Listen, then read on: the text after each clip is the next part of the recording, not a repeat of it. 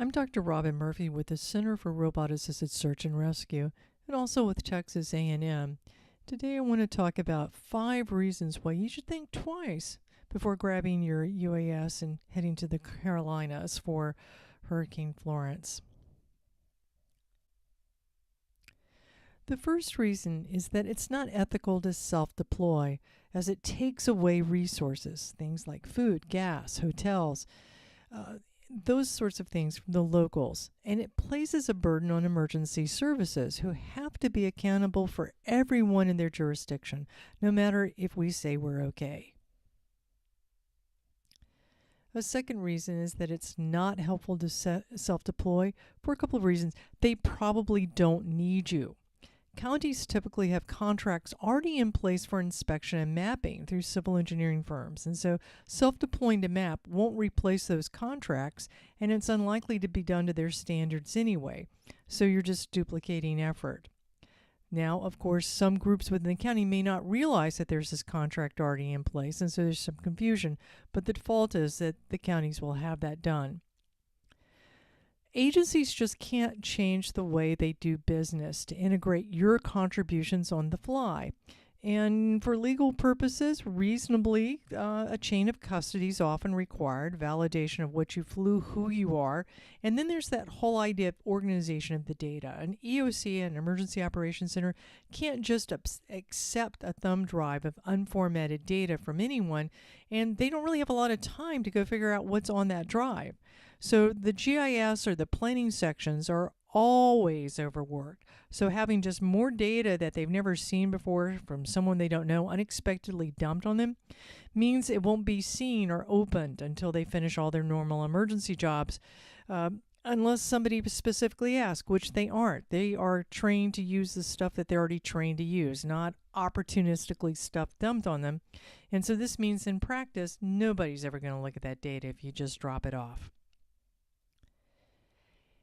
The third point is it's really kind of dubious to rely on a friend of a friend. So one of the things we saw in Harvey is that people didn't realize that emergency management has a very specific procedure for requesting resources, including volunteers. And this is normally formally coordinated, so it can be documented for reimbursement, or even, probably even more importantly, for legal accountability of who is on site, who is involved, and who is actually legally involved in the response. So getting a friend in public safety to invite you may get them in trouble because they may have violated the instant command system that's in place without realizing it because they're not familiar with how to request resources. And so they said, sure, come on down, and that may not be the way to go. A fourth thing to think about is a good pilot. You can be a great pilot, but you may not be prepared to fly to disasters because disasters are different. The rules are different. There's legal and FAA regulatory rules that apply to everyone. So there's legal rules that apply, like evacuation orders. A lot of people get confused about who has right of entry to private property during a disaster, and it's very particular to what phase of the disaster you're at. And then you've also got privacy rules, okay, that apply. Then you have the legal and regulatory rules for flights, which will also depend on the jurisdiction. Another surprise is the flying is different. The missions tend to be very specialized, as we've tried to document in our webinars on our Harvey and Irma experiences. There's a very accelerated op tempo. You're going to see a lot of short flights and frequently moving to new locations to get that view of what they need to see. And it's a challenging work envelopes and unfavorable operating conditions. I mean, it's either early in the morning, late in the afternoon, it's hot, it's raining, it's this, it's that. You're seeing very narrow areas, under power lines, trying to take off in unfavorable conditions. It can be quite grueling. And the individuals have to be able to work and work well in austere conditions. So if you've never been backpacking, just think about backpacking, what it takes about food, water, sanitation, electricity. You don't have any of that. Everything you have to do, you bring yourself. Well, that's what this is like. And then you've got all sorts of personnel safety. You can't just send one person over there.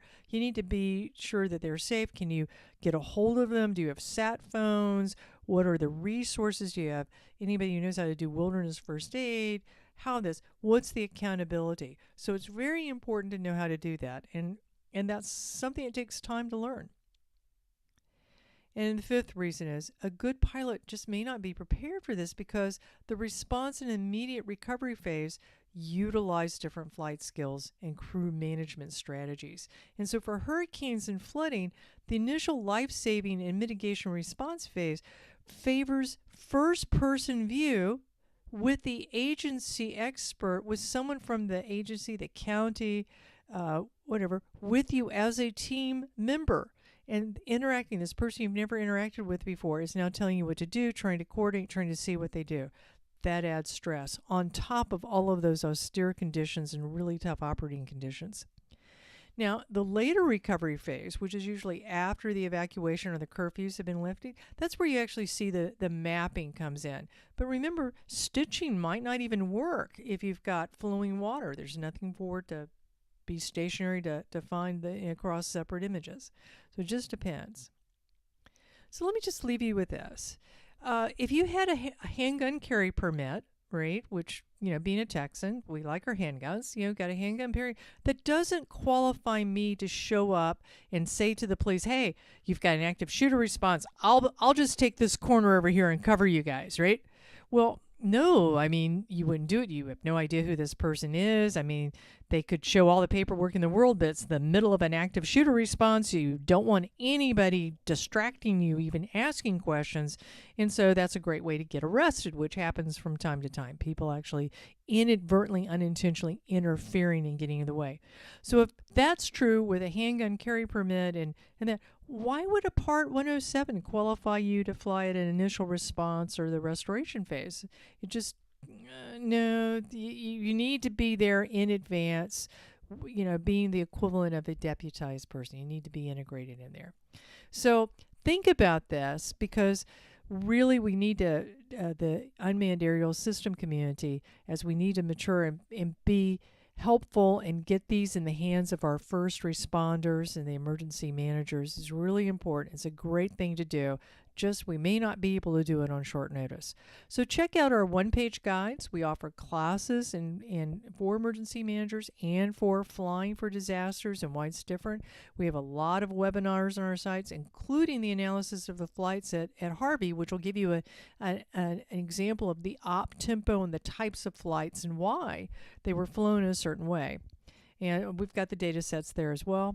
And also the operating conditions and the procedures for you crew management and such are in Disaster Robotics that I wrote, Robin Murphy, MIT Press, 2014. So plan for the next disaster. Contact your local agency and do look at joining CRASAR for training and for volunteering. And please subscribe to our YouTube channel. And until then, blue skies.